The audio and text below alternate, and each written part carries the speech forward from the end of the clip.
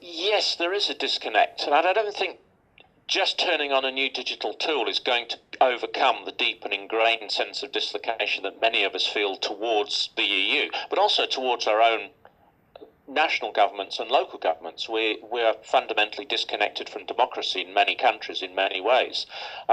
We've also got to be careful that we don't treat the EU as a single homogenous community, because it isn't. There's different reasons for distrust and disinterest in the UK as there are in Greece.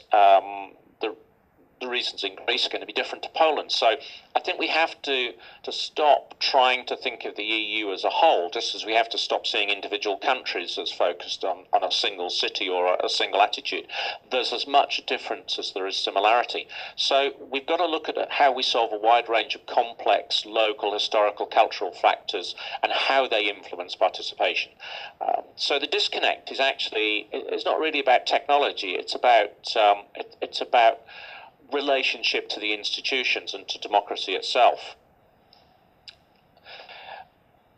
For democratic engagement, I think we can create tools to make the participation easier, but we can't create anything that's going to increase the motivation. That's a social process.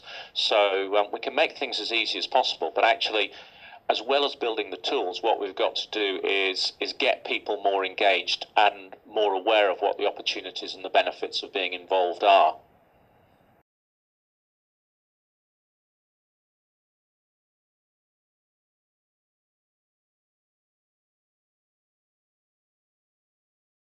I think we have to be very careful not to see e-participation as something static. The way democracies engage with citizens is evolving and changing, not just as technology changes, but as distance reduces as well. So what we're seeing is that a number of nations are now maturing in terms of their democracy, and in some cases they're emerging out of recent historical conflicts. So I've been doing some work in Latin America, and if you look at the speed of democratic change there, it's very dramatic. And I think we can expect these countries to catch up and even leap ahead of some EU countries in terms of e-participation. And particularly when we look at Brazil and Chile, they are doing fantastic work. But I'm not worried about that. I think it's fantastic. I think it's good for them. And actually it's good for democracy. And it's good for us because we can look at what they're doing. And Brazil in particular has some quite different attitudes to participation. And we can learn from them. So this is fantastic news. I think it's a real benefit.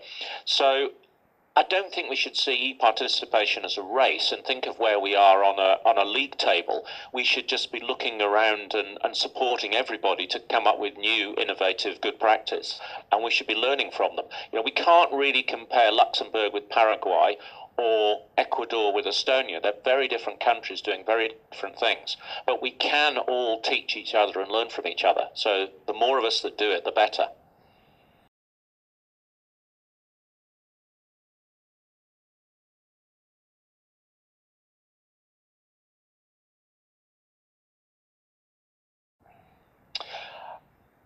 I don't think it's anything to do with social media. I think the reason that it didn't really do very much was because European voters were simply not engaged in the European parliamentary elections in any big way.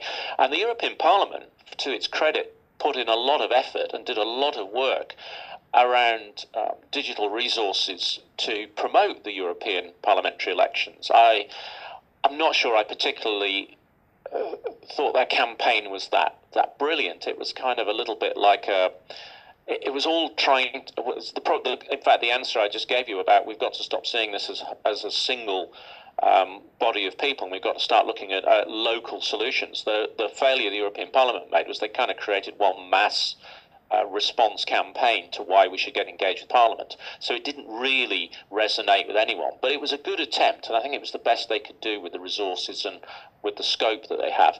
But the real challenge is how do we use digital tools as part of a wider strategy of education, information and engagement? How do we reach out beyond the narrow reach of the institutions that we have? Because if we just have the European Parliament telling us how important it is, people aren't listening. People don't hear it. It doesn't come into people's lives enough that they have a relationship with it.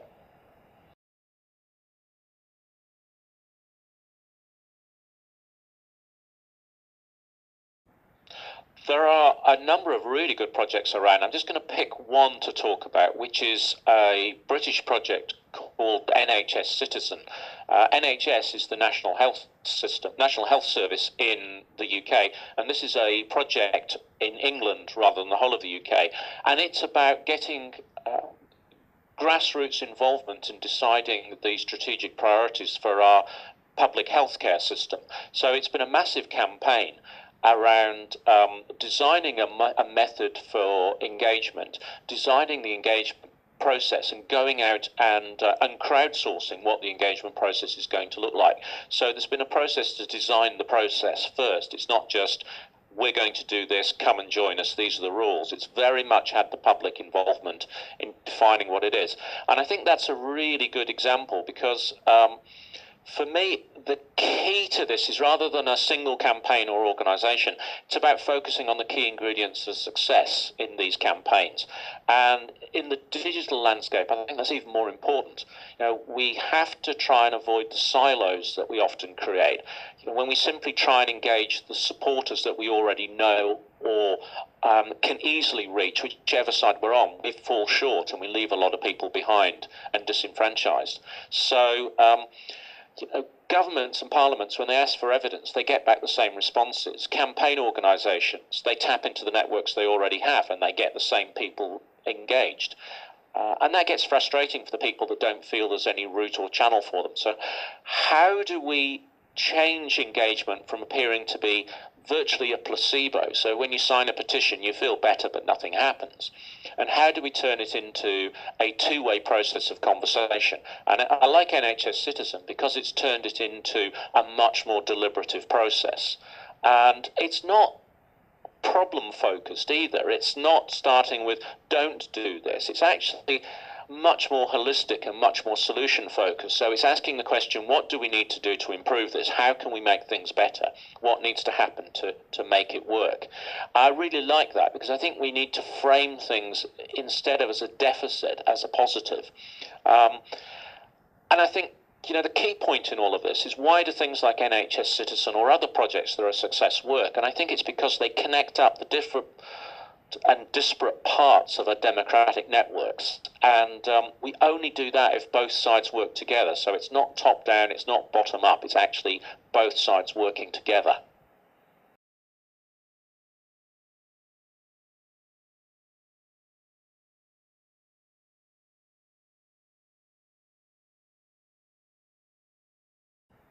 I think that's the key to the question, actually. It's the social and political factors that determine the success. We put far too much emphasis on the technology. I get very depressed sometimes, particularly in the UK, when I see another hack day or something to build an app. And all we're doing is we're building apps on top of broken processes. So if you build an app on a broken process, you simply end up with a broken digital process, and that's why they fail. That's why they really don't achieve very much. So it's clear to me that the factors that affect success are going to vary depending on what we're doing, when and where. But actually what they're about is understanding the transformative nature of e-participation and digital tools to change the underlying process to work better for people. And that's the real answer. These things work when they work for people, when they work for citizens. And the key thing there is digital lets us be transparent, it lets us be open, it lets us access things in more places more often in our own time. So that's how we do it. Digital lets us open things up, get at it, have our say, curate and control the conversation a lot better ourselves. But unless we change those underlying processes and allow collaborative models for redesigning those processes, actually we're not changing very much.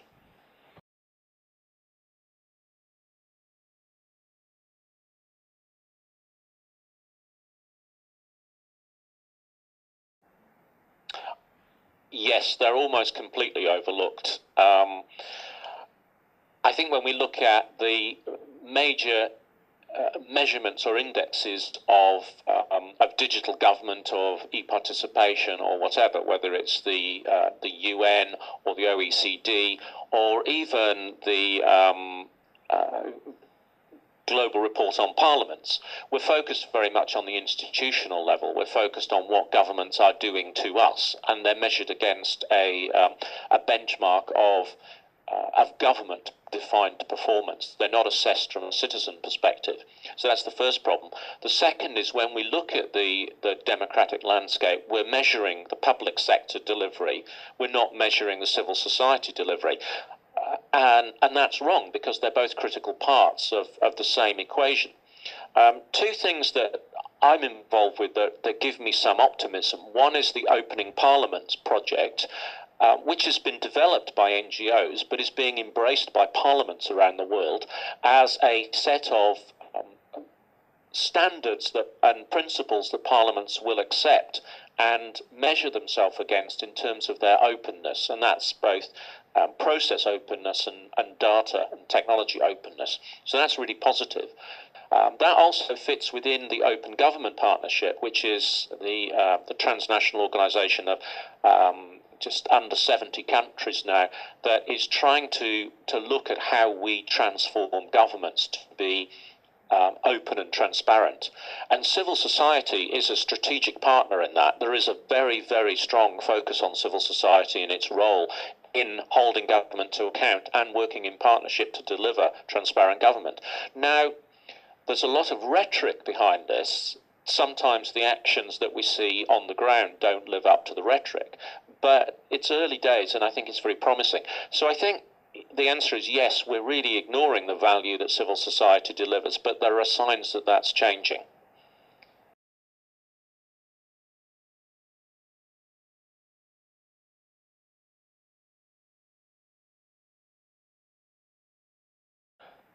Yes, I think there's a huge problem with the loss of net neutrality, and I think the large American corporates are just pushing and pushing, and frankly the American government is not an ally in this process. The American government is anti-citizen and anti-democratic. It's backing the private interests, and it's clear to me that European and US cultural thinking over the way the internet works is completely diametrically opposed.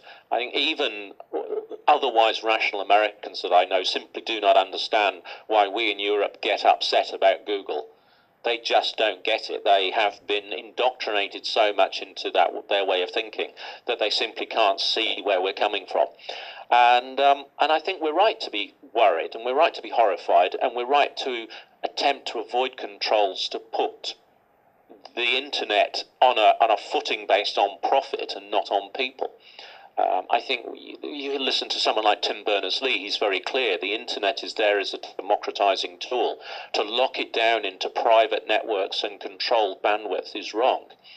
And if we assume that the internet has become a critical part of our democratic infrastructure, and the social tools that we use are now the de facto tools for communications, whether it's personal, commercial, or democratic, then we can't actually step back and do nothing when others try and control and restrict and manipulate those tools and those networks. We have to act.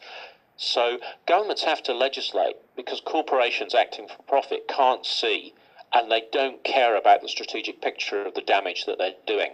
You know, democracy is just far too important to leave to chance.